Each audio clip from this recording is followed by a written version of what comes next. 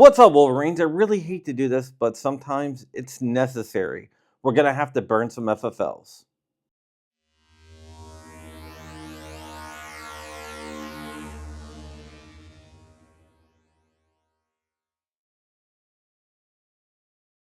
What's up, Wolverines? Welcome back to the channel. If you cannot tell, I'm not at home. I'm in South Carolina.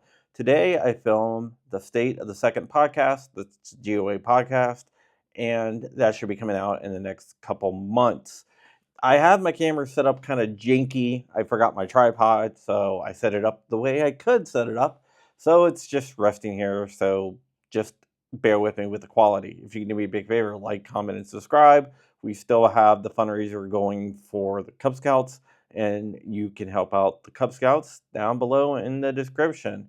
Today I'm going to be following up on a story that I did a while ago, about a couple weeks ago, about a place called Gator Guns in Alaska that got their FFL revoked, and then the business owner sold off all the firearms privately.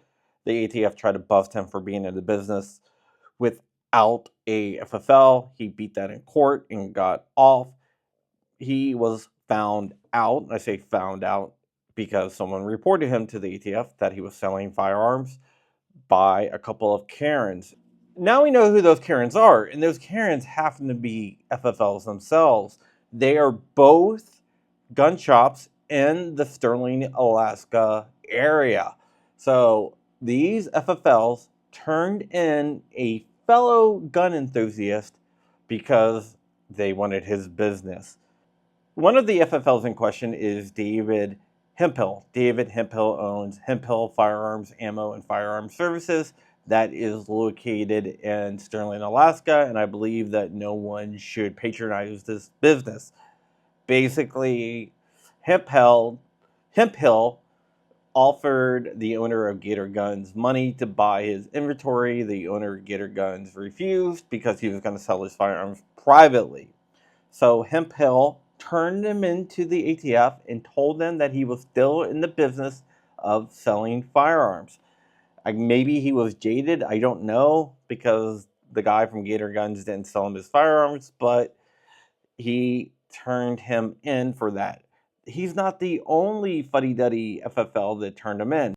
There's another gun store in the same area called the Annex gun store, and that is owned by Daniel Koval. Daniel Koval also contacted the FFL because he was concerned that Gator Guns was still in business and they were selling guns without running a background check.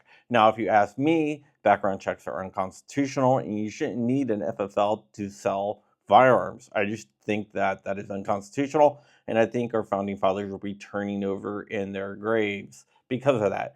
I don't know if these guys turned them in for business reasons or maybe they're just FUDs and they believe that the ATF has all this authority that they don't really have. I'm not really sure, but there is no doubt that these two guys are the Karens that turned in Gator Guns. I don't know if they're bootlickers or if they did it for financial reasons, but they did turn them in. Luckily, the former owner of Gator Guns was able to beat the charges and smack the ATF and put them in their place. Now, if I lived in Alaska, there's no way I would deal with either of these gun shops because obviously they don't really believe that the ATF is overstepping their authority, and obviously they believe that the ATF is well within their rights to regulate firearms dealers, which I totally disagree. I think anyone should be able to sell a gun to anyone that they choose, and that is constitutionally protected. I think doing anything else would violate the Constitution, so I don't believe that FFLs should exist. I think if you want to open a gun store, you should be able just to open a gun store. I know that's not the case, so don't go out there opening up a gun store without an FFL, but I would never ever turn in someone for selling guns privately. And that is exactly what these two FUDs did. They ratted out a fellow gun enthusiast and he had to stand trial. Luckily, he won the case and beat back the ATF. But I would never ever deal with either of these guys. All right, guys, that is it. My name is John Crump. I hope you enjoyed the video. If you do, go ahead and give it a thumbs up and subscribe. I'm going to try to get some rest. I got an early flight tomorrow, so I'll see you guys later. So stay ever vigilant, stay ever free, keeping the fight. I am out of here. Wolverines and Effers.